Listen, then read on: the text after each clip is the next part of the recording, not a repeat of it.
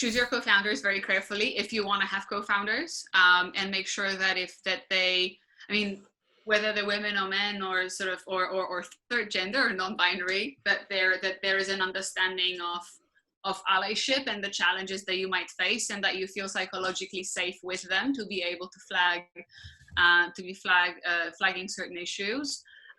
Although sometimes it's also really interesting to understand their sort of their challenges. On my third startup, FreeUp, that we started 2 years ago, my co-founder and I would go out fundraising, and a couple of times we've been asked if we're sexual partners, obviously incredibly relevant. And the funniest thing is I felt offended, because I felt like they were suggesting that, you know, I'm there because obviously I must be banging that guy. And he felt offended because he was a first-time founder. So he was like, of course, she's Marta Krupinska and you're a nobody. You must only be here because you're banging her.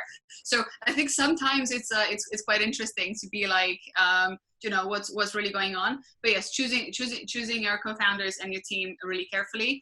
Also choosing your investors really carefully. I've also heard some horror stories from women who have successfully raised, but then the fund would push you to, you know, get a co-founder if you don't have one, because otherwise you're not going to be seen as relevant. Change your name because it doesn't sound relevant.